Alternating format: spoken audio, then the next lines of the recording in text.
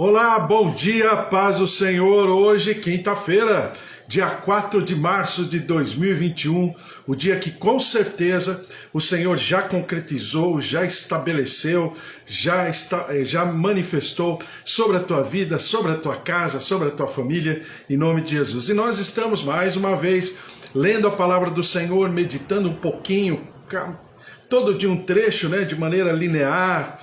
Estamos lendo a palavra do Senhor, todo o livro de Mateus, e assim vamos por diante. E agora estamos na metade do livro de Mateus, que é o capítulo 14, São 28 capítulos, então estamos na metade, no capítulo 14. Estamos falando sobre o reino dos céus. E o tema de Mateus é sobre o reino, porque o tema de Mateus principal é falar sobre o rei. E o rei nessa condição de reino, estabelecendo o reino, inaugurando o reino, conquistando o reino, e nós estamos nesse aprendizado, nesse desenvolvimento, nessa compreensão, e também sendo ministrados pelo Senhor. Bom dia a todos, bom dia minha tia Rosária, minha tia Alzira, meus tios, filhos, netos, sobrinhos, genros, noras, a presença, o mover de Deus também sobre a vida da Magda, do Walter, Josué, Joel, familiares, igrejas, Elô, Wesley, Deus abençoe a todos, também Bispo Antônio, Suzy, Priscila, Amanda, familiares, João, Roseli, Ângela, familiares também, a graça, a glória, a presença, o mover do Senhor, Rosa Araújo, o Senhor te abençoe, também Solange, o Senhor esteja sobre a tua vida, em nome de Jesus, graça, o Senhor esteja sobre a tua vida também, Kátia, Sônia, Raquel, presença, o mover, plenitude do Senhor se derramando poderosamente, Márcia, Fábio, Luiz Henrique, seu Augusto, Dona Efigênia, meus pais, também o seu João, Dona Dária, Dona Nadir, seu Toninho, o Senhor esteja sobre todos vocês, em nome de Jesus. Vamos ler a palavra do Senhor, estamos lendo já desde ontem, Mateus capítulo 14, Eu vou ler aqui, que é mais fácil. Por aquele tempo ouviu o tetrarca Herodes a fama de Jesus e disse aos que o serviam, Mateus capítulo 14, versículo 1. E este é João Batista, ele ressuscitou dos mortos e por isso nele operam forças miraculosas. Porque Herodes, havendo prendido e atado a João, o metera no cárcere por causa de Herodias, mulher de Filipe, seu irmão, pois João lhe dizia, não te é lícito possuí-la. E, querendo matá-lo, temia o povo porque o tinham como profeta. Ora, tendo chegado o dia natalício de Herodes, dançou a filha de Herodias diante de todos e agradou a Herodes, pelo que prometeu com juramento dar-lhe o que pedisse. Então, ela, instigada por sua mãe, disse, dá-me aqui num prato a cabeça de João Batista. Entristeceu-se o rei, mas por causa do juramento dos que estavam com ele à mesa, determinou que lhe a dessem, e deu ordens e decapitou a João no cárcere. Foi trazida a cabeça num prato e dada à jovem que a levou à sua mãe. Então vieram seus discípulos, levaram o corpo e o sepultaram. Depois foram e anunciaram a Jesus. Eu falei para você, que esse momento é o momento inicial daquilo que a gente chama, a tradição chama de paixão de Cristo. Por quê? Porque é nesse momento que com certeza Jesus percebe, que a sua hora está chegando. Por quê? Porque João Batista, ele representa a voz profética. E como sendo a voz profética, o que acontece? João Batista, ele, na verdade, ele se tentou, asfixiar, interromper, bloquear a voz profética. E isso, espiritualmente falando, tem uma importância, uma profundidade muito grande. Lembra que eu falei para você que o capítulo 14, pelo menos essa primeira parte, ela é muito importante. Por quê? O que ela fala? O que ela quer dizer? Ela diz respeito ao gênero humano na sua queda, na sua condição caída, que o ser humano sempre deseja, vamos dizer, subornar a sua consciência. Entenderam? Coloca o nome da Sandra em oração hoje, aniversário dela. Tá certo, Marcelo. Colocar o nome da sua esposa Sandra, aniversário dela. Tá bom, tô colocando aqui. Sandra, aniversário, para não esquecer. Então você percebe o quê? Que está havendo exatamente, o Herodes está fazendo exatamente o que nós, se não estivermos abertos, né? Se não estivermos com a nossa consciência diante do altar do Senhor, nós faremos o quê? Nós também tentaremos subornar a nossa consciência. Como subornar a consciência? É porque a consciência de pecado, ela existe em todos os níveis, né? Eu sempre falo para você, né? Eu lembro quando eu era criança, junto com meu irmão, e a minha mãe e meu pai falavam assim, olha, né? A minha mãe sempre fazia a comida no dia anterior, né? Para deixar tudo certinho, tudo bonitinho. Então, geralmente a carne ela fazia à noite, no dia anterior, né? Para comer no outro dia. E aí ela fazia o frango e fazia aquele frango no molho, tal, todo bonitão, né? Aquela coisa de mãe. E eu e meu irmão, durante a noite, a gente ia assaltar a geladeira, né? Então a gente comia os pedaços de frango na parte de baixo do frango, quer dizer, a parte de cima ficava lindinha, bonitinha, mas a parte de baixo estava mordida porque a gente mordia quando a gente era criança. Então, mas claro que a gente tinha consciência de que a gente tinha feito coisa errada, ninguém precisava falar. Por quê? Porque a consciência de pecado é uma obra do Espírito Santo.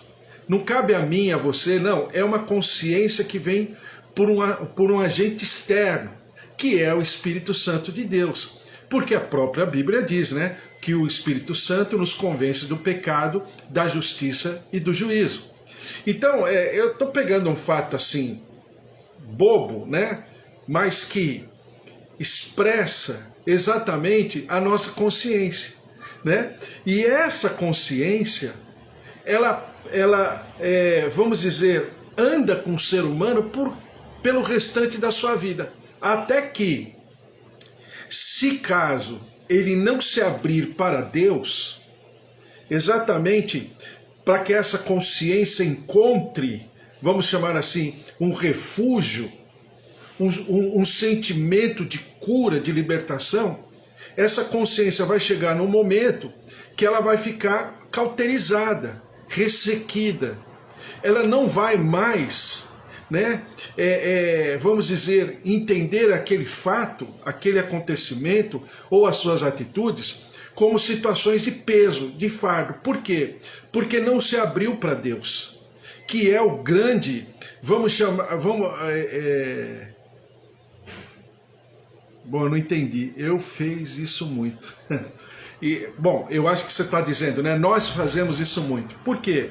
Porque nós queremos subornar a nossa consciência. É exatamente o que Herodes tenta fazer. Só para a gente lembrar, Herodias era esposa de Filipe, seu irmão.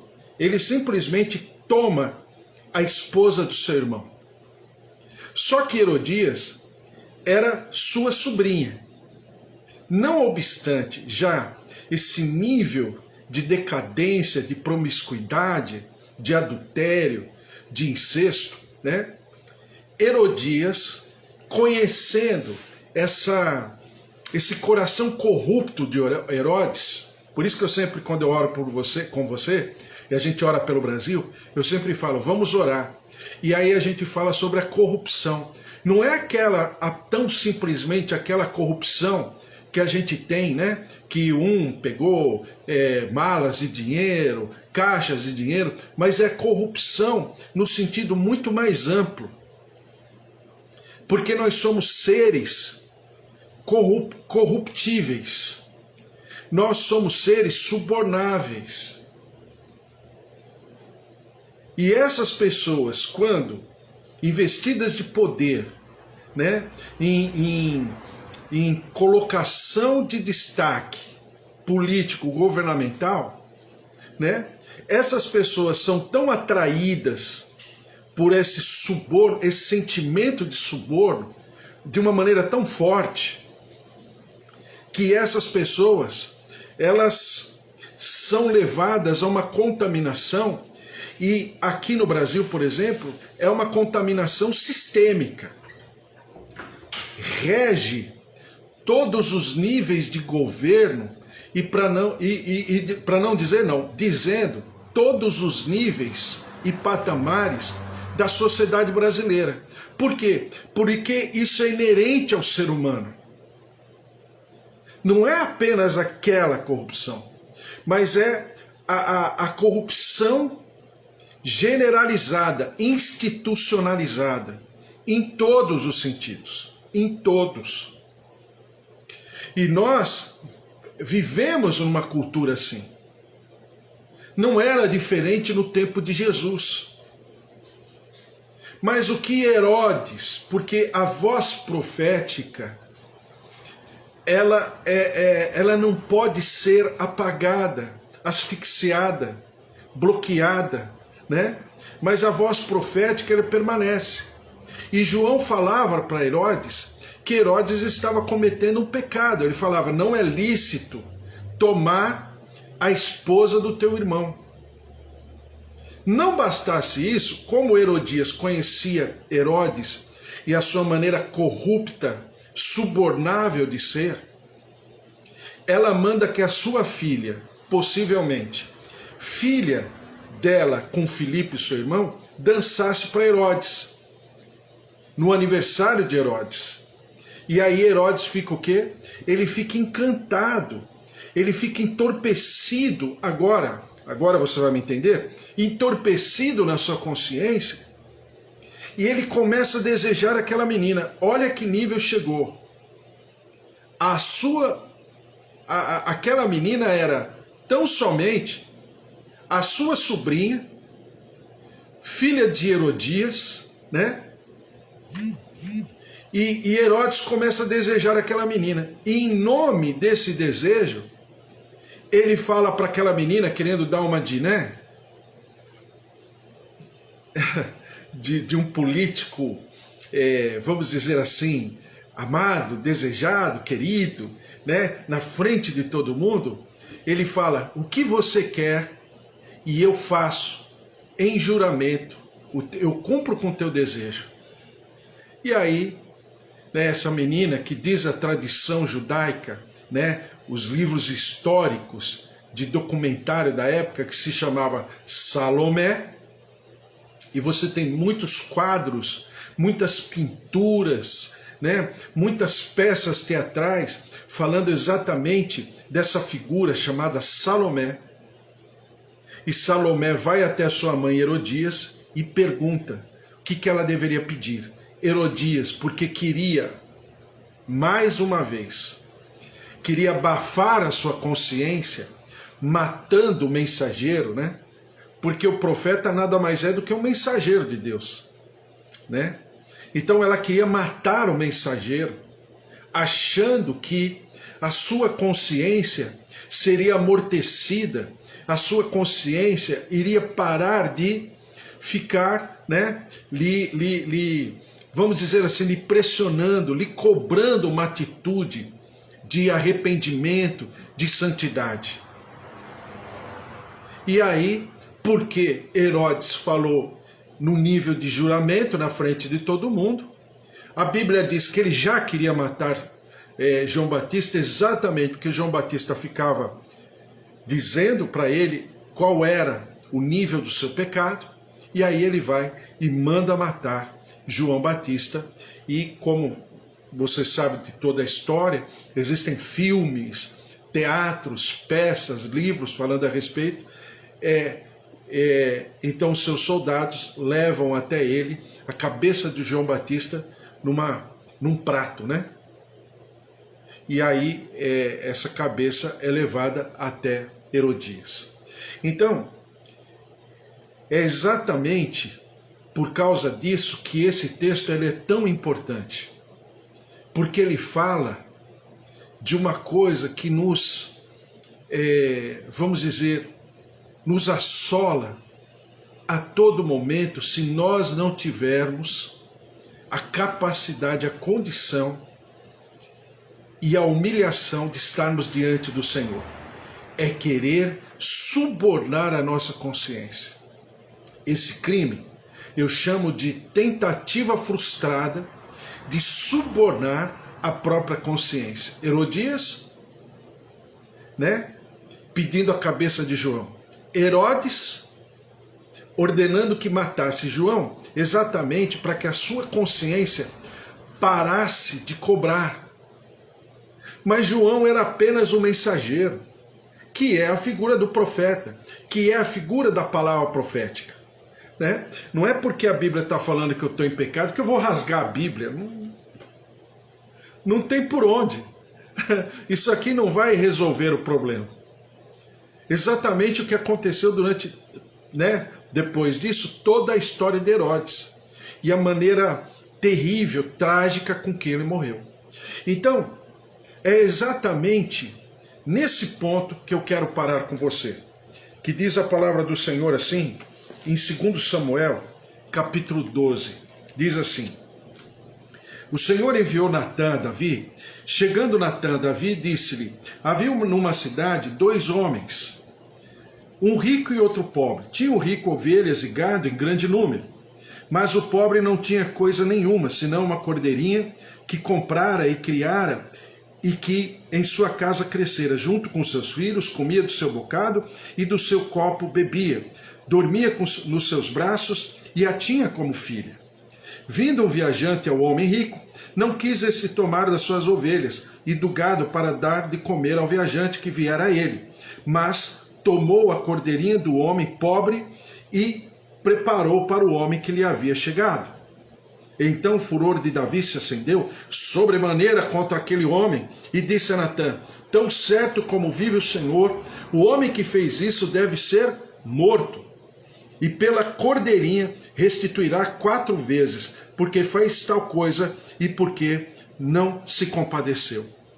Então disse Natã a Davi: tu és esse homem, assim diz o Senhor, Deus de Israel, eu te ungi rei sobre Israel, e eu te livrei das mãos de Saul.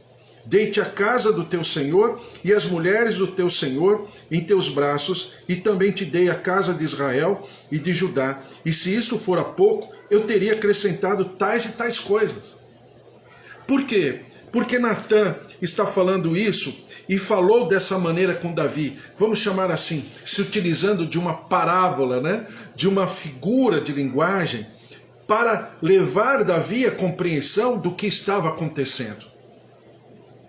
Davi havia tomado a mulher de um dos seus soldados, né, de um dos seus comandantes, e adulterou com aquela mulher chamada Betseba.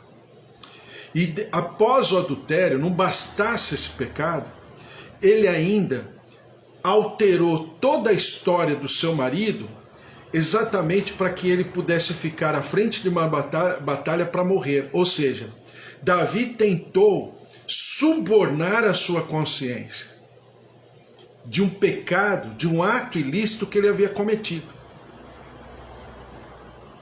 como coisa que isso poderia calar a voz da sua consciência. E aí vem Natã e aponta, né, o erro de Davi e quais seriam as consequências daquele seu erro. Então, isso aconteceu com Davi e aconteceu em muitos outros casos na palavra de Deus, porque isso é inerente ao ser humano, isso é inerente a mim e a você. Então, vamos dizer, o fato de Herodes ter feito aquilo não alteraria, não, vamos dizer assim, amenizaria o seu erro, o seu pecado, a sua transgressão, a sua corrupção, a sua atitude subornável, para subornar a sua consciência. Não aplacaria o juízo e não aplacaria o mover do Senhor de justiça e de juízo. Exatamente o que acontece conosco sempre. É por isso que nós temos que estar de maneira humilde, humilhada diante do altar do Senhor, reconhecendo a nossa pequenez, reconhecendo a nossa transgressão, porque isso você vê em toda parte. Quer ver? Vamos pegar um exemplo agora que está acontecendo no Brasil. É bom falar dos outros, que eu sempre falo, né? Falar dos outros é muito bom, porque a gente consegue enxergar o erro no outro. É claro que isso é apenas uma comparação, porque a gente tem que se enxergar, né? A palavra vem para nós e não para os outros. Mas é aquilo que a gente está vendo, por exemplo, esse sistema, né, judicial no Brasil, encabeçado pelos magistrados do Supremo Tribunal Federal. Por quê? Você percebe o quê? Que isso é inerente ao ser humano, não é só eles, né? É que está assim de maneira gritante no Brasil. Por quê? Porque você tem 3 poderes da República: o executivo, o legislativo e o judiciário. Dizem, né, os historiadores, que o poder judiciário, ele é o menor poder dos 3 poderes. Por quê? Porque ele está completamente subserviente à Constituição. E é notório que vira e mexe algum deles falam: olha, nós somos escravos da Constituição, né? A justiça brasileira é escrava da Constituição. Realmente, de maneira verbal, como narrativa, deveria ser escrava, mas não é escrava. Por quê? Porque a gente percebe, não somente no Brasil, mas em outros países também, essa enfermidade, né, na República Mundial e na democracia. Qual é? É que o poder judiciário está tomando um corpo, está tomando um volume que não tinha anteriormente. Por quê? Porque os poderes, eles são levantados, republicamente falando, para que um fiscalize o outro. E como um fiscaliza o outro, né? O executivo fiscaliza o legislativo e o judiciário, né? O legislativo fiscaliza o executivo e o judiciário, e assim por diante, para que esses poderes não avancem o sinal, não ajam de maneira exacerbada, além do limite. Mas o que acontece? Esse poder judiciário, com o tempo, e aqui no Brasil isso é de maneira assintosa, o poder judiciário foi a níveis que jamais se viu anteriormente, né? Então, por quê? Vamos falar assim de maneira bem equilibrada, como servos de Deus, a gente que olha tudo e que ora pelo Brasil todos os dias, tá? Quando se elege, né, alguém para o cargo do executivo, principalmente, seja ele prefeito, governador ou o próprio presidente, né? Nas pautas, nas campanhas, eu vou fazer isso, eu vou fazer aquilo, eu vou fazer aquilo outro. Não, isso de maneira prática não acontece. Por quê? Porque sobre todos eles existe o poder judiciário. Agora vamos para o poder legislativo, exatamente a mesma coisa, né? Aquele que se propõe a ser eleito no poder legislativo, a mesma coisa, né? Seja vereador, deputado estadual, deputado federal, senador, a mesma coisa. Eu vou fazer porque... Não é verdade. Porque tanto o componente do poder executivo como do legislativo, ele tem que obedecer aquela cartilha. Saiu daquela cartilha um pouquinho, pronto. Vem o poder judiciário e fala: não pode, não vai conseguir, eu vou impedir, eu vou bloquear, eu vou obstruir, seja em que área, em que nível for, até no nível das redes sociais. O que é uma rede social, na sua importância, no seu valor técnico, judicial, né? Entre aspas, claro, porque a liberdade exige de nós uma responsabilidade, mas no sentido geral, o que é uma rede social para causar tanta coisa assim. Por quê? Porque o poder judiciário, na figura dos seus magistrados, não pode ser tocado. Por quê? Porque, na verdade, o único poder que pode prender, pode libertar, pode dizer se é crime ou não é crime, que bloqueia a conta, que bloqueia celular, bloqueia a rede social, prende sem denúncia, prende sem uma ação, né, policial, solta, liberta, mesmo com a constatação de um crime, é o poder judiciário.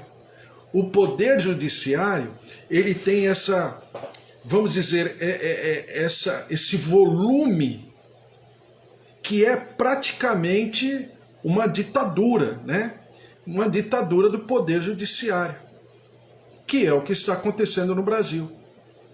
Então você vê isso, aí você olha, o que tem a ver com consciência?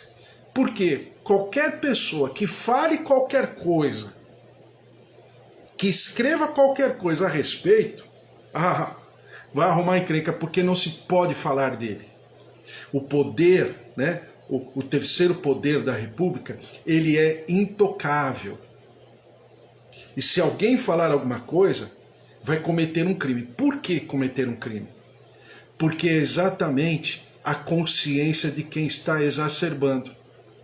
E numa maneira de, vamos dizer assim, de subornar a sua própria consciência, então fala que é crime. Então ninguém pode falar. Porque se falar, está cometendo crime. Porque é peso na consciência.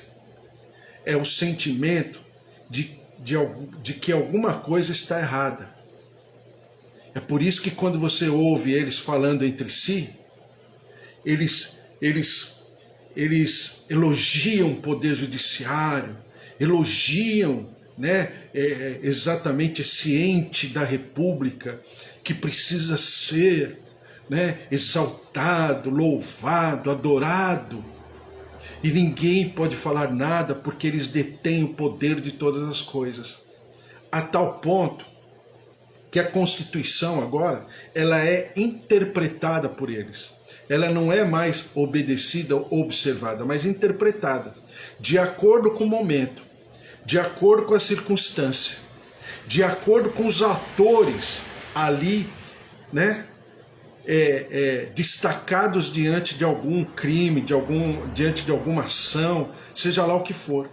Então eles passaram a ser, vamos chamar assim, a ter uma autoridade praticamente total, em todos os níveis. Manda prender, manda investigar, manda soltar, fala que é crime, fala que não é crime, e faz isso, faz aquilo. E se alguém for falar alguma coisa, por quê? É o peso na consciência.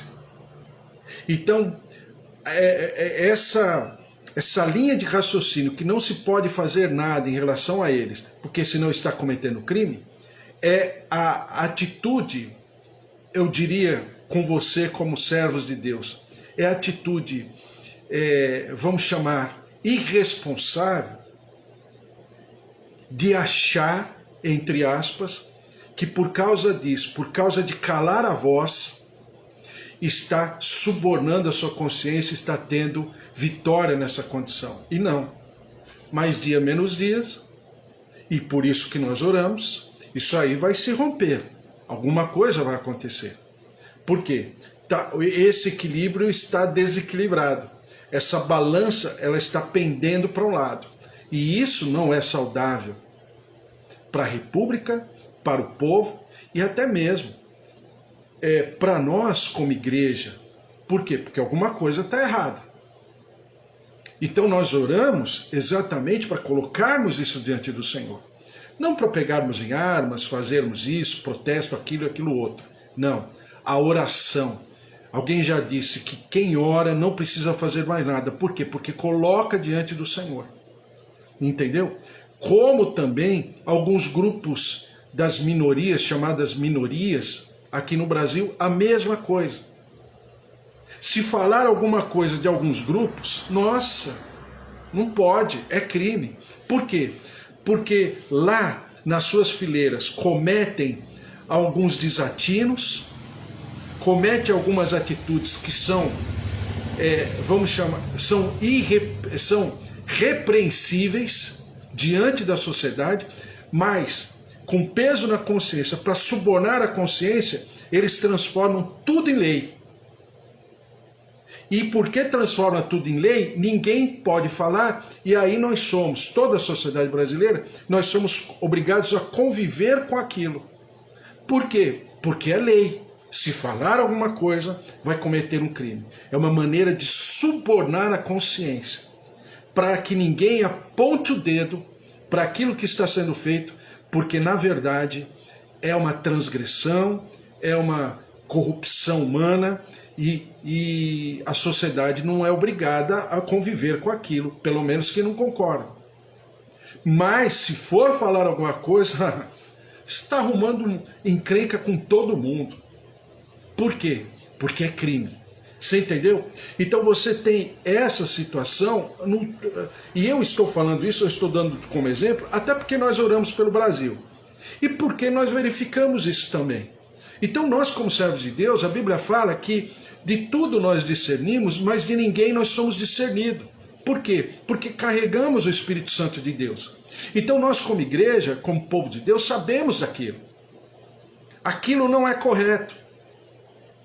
E o simples fato de falarmos que não é correto tais atitudes é chamar para briga, é chamar para uma constatação de um cometimento de crime. Quem está fazendo? Não, quem falou. O mensageiro. Exatamente o que aconteceu com João Batista. Né? Por quê? Porque está querendo matar o mensageiro, matar o correio, o carteiro. Ora, matando o carteiro, o correio, né, a mensagem, o mensageiro, eu vou conseguir destruir o peso na minha consciência? Lógico que não. Claro que não. É uma atitude infrutífera, imatura. É melhor eu reconhecer o meu pecado. É melhor eu me humilhar diante do Senhor. Então eu estou falando aqui no âmbito político geral, mas isso atinge todos os níveis da sociedade.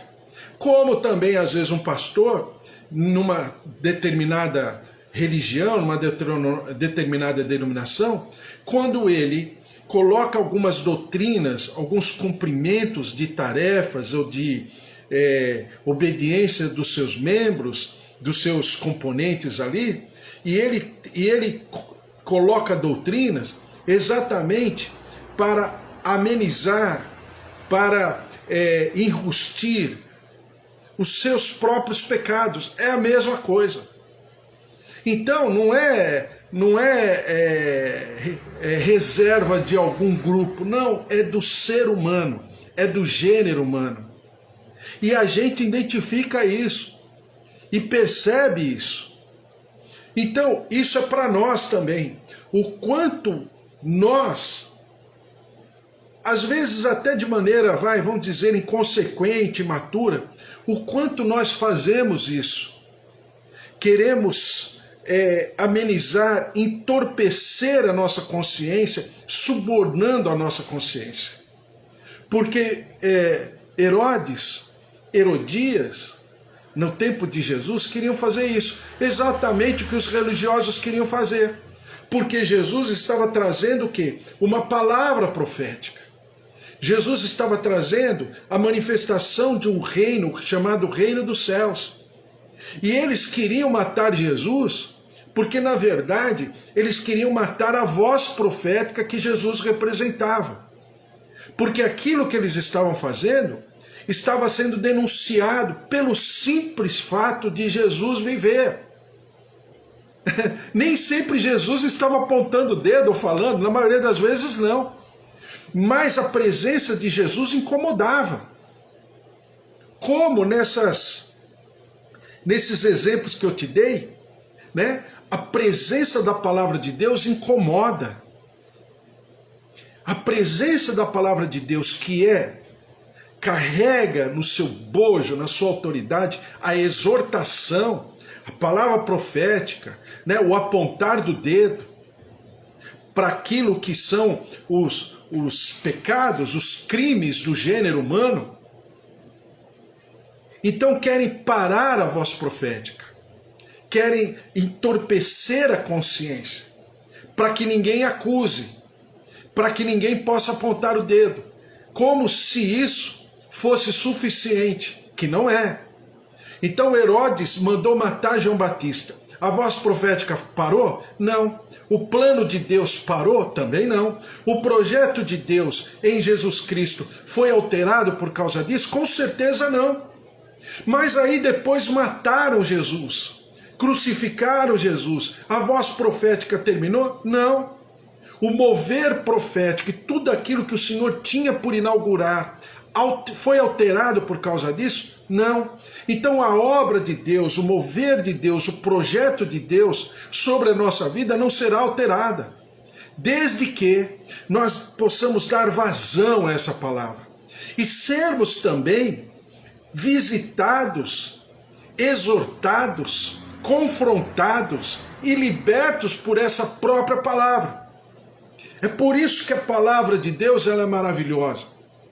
É por isso que nós pensamos a todo dia, a todo momento, e buscamos no Senhor exatamente essa consciência que não se encontrou, por exemplo, lá na vida de Adão e Eva, né? E daí veio como resultado a queda, em tantos homens e mulheres de Deus em algum momento, que até tentaram abafar a voz profética, anular a voz profética, bloquear a voz profética, mas não conseguiram. Por quê? Porque a voz de Deus, ela é imbloqueável. Não se pode prender, enterrar. É como uma fonte de águas vivas, não é? Não é assim que acontece? Quando você vai numa fonte de água viva, você pode até entulhar, você pode até jogar pedra, concretar, aquela fonte ela vai romper em algum lugar. Se não romper naquele mesmo lugar, ela vai romper em outro lugar, mas ela vai romper. Por quê? Porque é uma fonte de águas vivas. Assim é o mover de Deus sobre as nossas vidas, sobre a nossa casa, a nossa família. É uma fonte de águas vivas. É por isso que nós oramos e cremos e colocamos a nossa família, os nossos queridos, nossos filhos, os nossos amados diante do Senhor. Porque essa palavra de Deus, esse evangelho de Jesus Cristo, o reino dos céus, é uma fonte é uma fonte que não para, que não se pode interromper, não se pode bloquear. Por quê? Porque essa fonte, quando ela começa a jorrar, ninguém pode parar, porque é o mover de Deus, né? Eu sempre falo assim com as minhas filhas, quando a gente vê um pedacinho de plantinha nascendo algum chão, algum cimento, até mesmo no asfalto, aí a gente fala, puxa, mas aquela plantinha conseguiu romper. Eu falo, é sinal que Deus está agindo. Porque diante de tanta destruição, de tanta poluição, né? De tantos desvios, de tanta concretagem, cimento, tanta dureza do homem, aquela plantinha consegue romper, né? Sei lá, metros e metros de cimento, de terra, de pedra, de asfalto, e consegue romper com tudo, e ela nasce. É porque a obra de Deus está falando conosco, que a obra de Deus, ela não se pode apagar, não se pode obstruir. E Herodes e Herodias, Davi no seu tempo, né, e tantos outros personagens da palavra do Senhor, em algum momento, tentaram abafar, segurar, interromper, obstruir, mas não conseguiram. Por quê? Porque a palavra de Deus, ela passará céu e terra, mas ela não passará. Ela tem esse poder, essa força dunamis, né? Esse movimento ativo, proativo, e não tem como. Então, que você carregue essa palavra, que você viva essa palavra, e se permita ser exortado, edificado, consolado, confrontado, se permita, porque é o Evangelho de Deus, é o reino dos céus, reproduzindo os seus frutos na tua vida. E isso é maravilhoso. Exatamente porque quando a gente olha essas coisas, nós possamos até ter autoridade para orar e falar: Senhor, nós não aceitamos isso no nosso país. Nós não aceitamos isso no nosso Brasil. Isso está errado. Isso não é equilibrado, não é de equilíbrio. Isso é insanidade humana. Isso precisa ser rompido na nossa terra. Tem misericórdia do nosso povo, né? Que fica à mercê de algumas cabeças que se dizem assim, intocáveis, impecáveis, né? Eles detêm o poder da impecabilidade. Não, isso não é real, isso não é equilibrado. E nós tenhamos autoridade para orarmos. Por quê? Porque nós também nos colocamos para sermos aferidos pelo Senhor, para que o Senhor nos cure, o Senhor nos liberte e o Senhor nos perdoe. Por quê? Porque nós carregamos o Evangelho de Jesus Cristo. Nós carregamos e somos o templo, a casa, o santuário do Deus vivo. A Ele todo louvor, toda honra e toda glória, em nome de Jesus. Amém. Amém? Glória a Deus. Vamos orar. Orando pela Sandra, pelo aniversário dela. Senhor, em nome de Jesus, abençoa a Sandra e todos os aniversariantes nesse mês, nesse tempo. Tua graça, tua glória se derrame, que seja um ano maravilhoso, um ano inaugurado, né? Nesses dias de aniversário, um período todo especial, onde o Senhor manifestará da tua glória, do teu poder, da tua saúde, do teu sucesso, da tua prosperidade sobre cada um, em nome de Jesus. Amém? Vamos orar? Vamos colocar tudo diante do Senhor, em nome de Jesus. Senhor, nosso Deus, nosso Pai, eu te louvo e te agradeço pela vida de cada servo teu que está aqui. Nossos pais, nossos filhos, avós, netos, tios, sobrinhos, o marido, a esposa, a plenitude, a graça, o poder, o mover do Senhor sobre nós todos que estamos aqui, cada um de nós, nos visitando, ó Deus, nos capacitando a vivermos de maneira íntegra, de maneira reta diante do Senhor. O Senhor possa nos curar, nos libertar. Senhor, nós queremos colocar os nossos corações, os nossos sentimentos, as nossas atitudes expostos diante do Senhor, para que exatamente o Senhor nos dê capacidade de rompermos, de avançarmos para a nossa soberana vocação, e tudo aquilo que nos impede, o pecado, a transgressão, a iniquidade, os sentimentos, os pensamentos que não vêm da tua parte, nós repreendemos da nossa vida. Senhor, perdoa-nos, edifica-nos, capacita-nos, liberta-nos, leva-nos a outros patamares, e nós te daremos sempre todo louvor, toda honra, toda glória. Derrama-te, ó Deus, sobre o nosso corpo, o nosso organismo, tendões, veias, artérias, nervos, coração, fígado, rins, pâncreas, tireoide, ouvidos, olhos, recebam a cura, recebam o mover de restauração, de ressurreição do Senhor. Derrama-te, ó Deus, sobre as nossas articulações, as nossas taxas. Traz, Senhor, o teu equilíbrio, o teu mover. Ó Deus, por isso nós nos derramamos em sentimento, ó Deus, de arrependimento pela nossa caminhada, por aquilo que fizemos, por aquilo que transgredimos. Nós colocamos diante do Senhor. Perdoa-nos, restaura-nos, ó Deus, edifica-nos na tua presença, no teu poder, na tua graça, no teu mover, porque o teu fardo é leve, o teu jugo é suave, e o Senhor é manso e humilde de coração. E nós, Senhor, o temos como nosso mestre, o nosso Senhor, o nosso Salvador, o nosso resgatador, o nosso libertador. Derrama-te visitando, libertando, curando em nome de Jesus. Cura, visita, liberta. E agora sobre o nosso país é exatamente a mesma coisa. Isso que eu estava falando agora há pouco, dessas representações da sociedade, do nosso povo brasileiro, da nossa sociedade brasileira, que andamos em completo desequilíbrio. E por causa disso, ó Deus, nós padecemos, nós sofremos. Ó Deus, sara a nossa terra, liberta-nos, perdoando-nos no nosso pecado, transgressão, iniquidade. Ó Deus, perdoa-nos, derrama-te com a tua compaixão, com a tua misericórdia. Isso que está acontecendo com a pandemia e agora com essa segunda onda, que dizem e que enxergamos pelos índices, pelas porcentagens, que é mais forte do que a primeira onda. Por isso, derrama-te, ó Deus, preserva-nos, cuida de nós, cuida do nosso organismo, dos nossos corpos, daquilo que precisamos para suportar, para resistir, para atravessar esse momento. Deus de maravilhas, tem misericórdia da nossa terra e que nós vivamos exatamente aquilo que é bom, perfeito e agradável. E nós daremos sempre ao Senhor todo louvor, toda honra e toda glória em nome de Jesus.